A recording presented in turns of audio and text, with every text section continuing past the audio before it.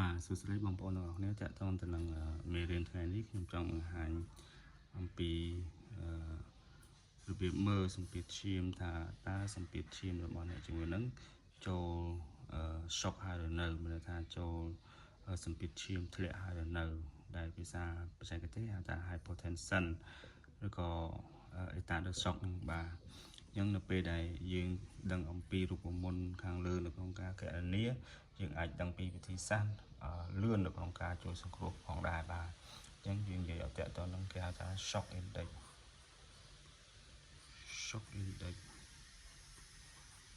បាទ shock index នេះគឺមានរូបមន្តយក heart rate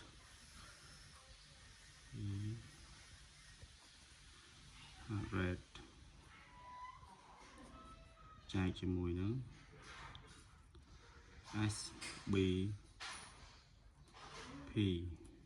SBP ហ្នឹងគឺ systolic blood pressure បាទហៅ systolic blood pressure systolic blood pressure នៅពេលដែលយើងយកចង្វាក់បេះដូងឬក៏គេហៅថាជីបចរហ្នឹងណាយកមកចែកជាមួយនឹងសម្ពាធឈាមខាងលើហៅ systolic blood pressure ហ្នឹងនៅពេលដែលយើងឃើញតម្លៃចន្លោះពី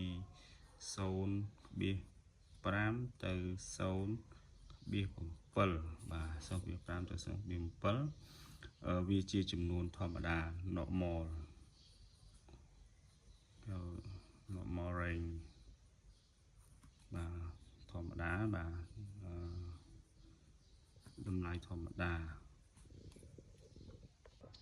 បាទហ្នឹងឯងសូមបន្តទៀតតកតងទៅនឹង shock index បាទអញ្ចឹងតម្លៃធម្មតាយើងយកចន្លោះពី 0.5 ទៅ 0.7 ហើយភាគច្រើនគេមិនឲ្យលើសពី1ទេបាទខ្ញុំនិយាយថាមិនឲ្យធំជាង1អញ្ចឹងមានន័យថាអាចនឹង 0.5 0.6 0.7 0.8 0.9 ចឹងទៅបាទអញ្ចឹងមិនឲ្យលើសមិនឲ្យដល់1ទេអញ្ចឹងមានន័យថាអ្នកជំងឺកាន់តែសុកកាន់តែខ្លាំងហើយមានន័យថាអ្នកជំងឺប្រេសុកកាន់តែខ្លាំងហើយអញ្ចឹងខ្ញុំសូមឧទាហរណ៍ទី1សម្ពាធឈាម120លើ 80 បាទ120លើ 80អានេះថង់សងគាត់បាទអញ្ចឹង heart rate របស់គាត់ជាងគិតថា80ចុះបាទ80អញ្ចឹងនៅពេលដែលយើងចង់រក shock index យើងត្រូវតែធ្វើតាមរូបមន្តដោយយកសម្ពាធឈាមដែលយក heart rate អ្នកជំងឺនេះគឺ80ចែកជាមួយនឹងសម្ពាធឈាមខាងលើគឺ120នេះបាទអញ្ចឹងយើងទាញមកយើងយក80ចែកជាមួយនឹង120បាទ80ចែកនឹង120វាឃើញ 0.6 បាទ 0.6 អញ្ចឹងមានន័យថាអ្នកជំងឺនេះស្ថិតនៅក្នុងតម្លៃធម្មតាពី 0.5 ទៅ 0.7 អញ្ចឹងមានន័យថាសម្ពាធឈាមអ្នកជំងឺពី120ទៅលើ80ដែលមានជីបចរ80នេះអ្នកជំងឺមិនទាន់ចូលដល់សម្ពាធឈាមចុះទាបទេមិនទាន់ដល់ pre-shock ទេអញ្ចឹងអ្នកជំងឺនៅស្ថានភាពសម្ពាធឈាមធម្មតាបាទអញ្ចឹងយើងសូមឧទាហរណ៍មួយទៀតគឺតកតងទៅនឹងសម្ពាធឈាម120ដែរបាទ120សំទោស100បាទ100លើ60ចាស់100លើ60ហើយពូតឡើងដល់120បាទ120អញ្ចឹងយើងមើលទៅនៅពេលដែលសម្ពាធឈាម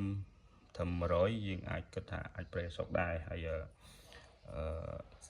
ពូលនេះ120បាទ120យើងគិតមើលទៅគឺបេះដូងច្បាច់ញាប់ខ្លាំងបាទអញ្ចឹងនៅពេលដែលយើងចង់រក shock index ហៅ SI បាទ shock index ស្មើនឹងអីស្មើនឹងheart rate 120ចែកនឹង100បាទ120ចែកនឹង100យើងមើលទៅឃើញបានដែរបាទអញ្ចឹងយើងចែកទៅ120ចែកនឹង100យើងស្មើនឹង1បាទ1ជាងតិចតួចតែយើងមួយយើងមានថាអ្នកជំងឺនេះឡើងដល់1ហើយគឺ លើសពីតម្លៃធម្មតាពី 0.5 ទៅ 0.7 បាទអញ្ចឹងអ្នកជំងឺនេះចូល press shock ហើយបាទអញ្ចឹងអ្វីដែលយើងចាំបាច់ត្រូវតែធ្វើនោះជួយសង្គ្រោះគាត់គឺយើងធ្វើការហៅគ្នាមកជួយហើយហៅគ្រូពេទ្យតកតងទៅនឹងកម្រិតសម្ពាធឈាមដែលអ្នកជំងឺ press shock តើយើងត្រូវគួរធ្វើអ្វីខ្លះទៅលើគាត់បាទព្រោះអី